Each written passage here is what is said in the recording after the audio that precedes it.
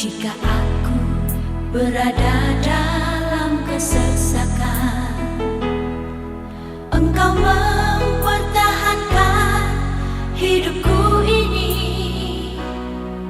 dan tangan kananmu menyelamatkan aku.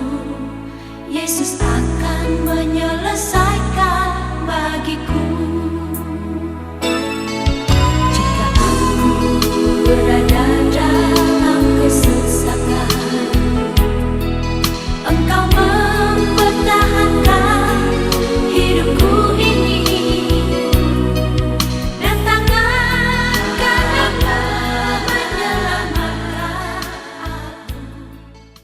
Salam damai sejahtera bagi kita semua. Semoga hari ini kita semua dalam keadaan sehat walafiat, dan semoga segala pekerjaan kita dapat berhasil dengan baik.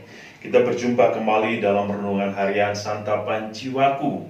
Dan saudara-saudari, hari ini kita akan merenungkan Injil Matius bab 22 ayat 1 sampai 14. Mari kita bersama-sama mendengarkan firman Tuhan. Inilah Injil Yesus Kristus menurut Matius. Pada suatu ketika Yesus berbicara kepada para imam kepala dan pemuda rakyat dengan memakai perumpamaan. Ia bersabda, hal kerajaan surga itu seumpama seorang raja yang mengadakan perjamuan nikah untuk anaknya. Ia menyuruh hamba-hambanya memanggil orang-orang yang telah diundang ke perjamuan nikah itu, tetapi mereka tidak mau datang. Raja itu menyuruh pula hamba-hamba lain dengan pesan, katakanlah kepada para undangan, hidangku sudah kusediakan. Lembu-lembu jantan dan ternak peliharaanku telah disembelih. Semuanya telah tersedia. Datanglah ke perjamuan nikah ini. Dan para undangan itu tidak mengindahkannya.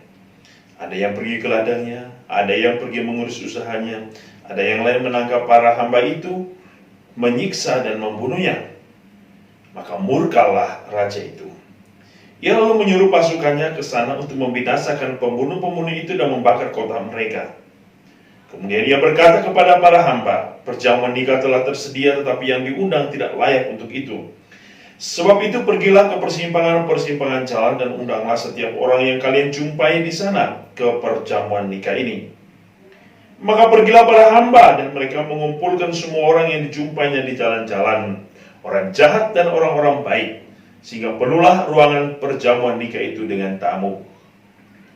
Ketika raja masuk hendak menemui para tamu, ia melihat seorang tamu yang tidak berpakaian pesta. Ia berkata kepadanya, hai saudara, bagaimana saudara masuk tanpa berpakaian pesta?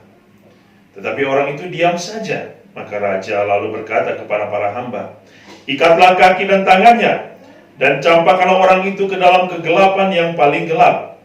Di sana akan ada ratap dan kertak gigi, sebab banyak yang dipanggil, tetapi sedikit yang dipilih. Demikianlah Injil Tuhan.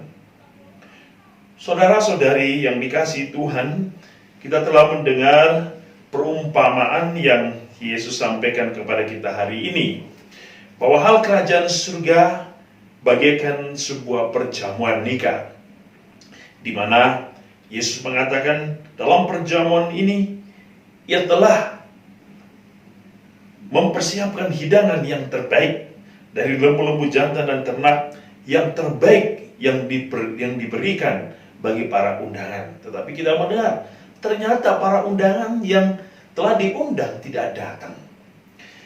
Ada 3 poin yang ingin saya renungkan hari ini. Yang pertama, bahwa kerajaan surga diberikan, dibukakan bagi setiap orang, sehingga Allah mengambil inisiatif untuk mengundang semua orang masuk ke dalam kerajaannya dan menikmati perjamuan abadi. Allah mengambil inisiatif, Allah menawarkan, Allah mengundang manusia. Jadi segala sesuatu dalam kehidupan ini adalah inisiatif Allah. Bahkan keselamatan adalah pemberian Allah secara cuma-cuma. Allah mengambil inisiatif untuk menyelamatkan manusia dan mengirim putranya Yesus Kristus datang ke dunia.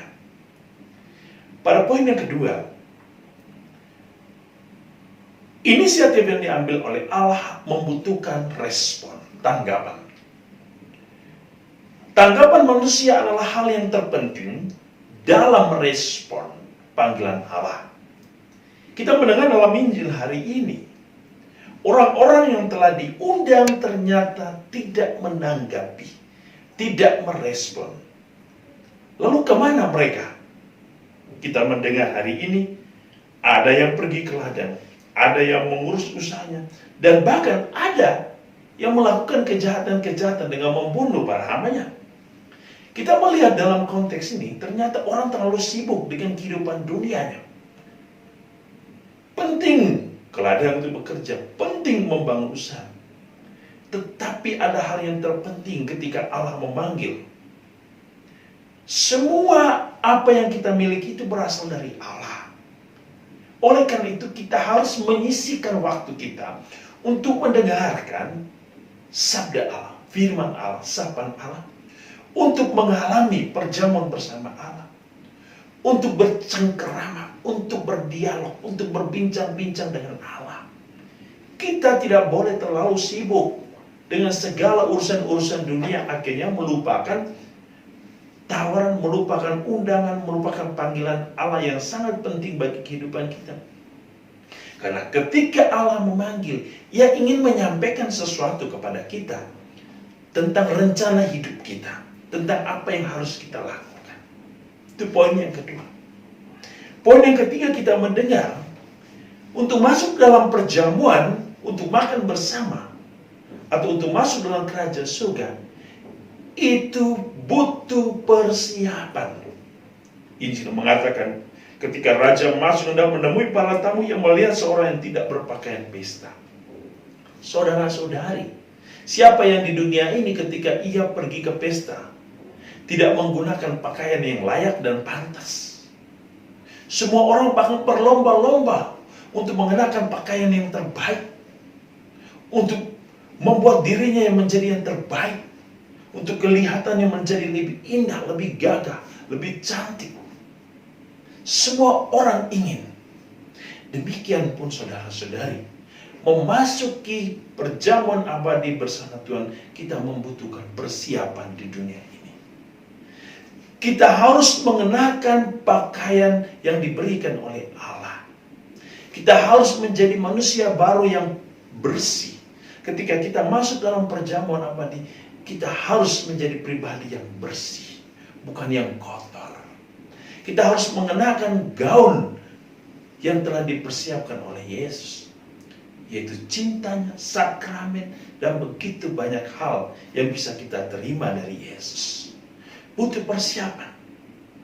Oleh karena itu saudara-saudari, panggilan hari ini, panggilan untuk bersatu dengan Allah. Maukah kita menanggapi panggilan Allah? Mau kita masuk, duduk, bercerita bersama, berpesta bersama, bergembira bersama Tuhan. Inilah perjamuan abadi. Ketika Tuhan mengundang, maka ada sukacita.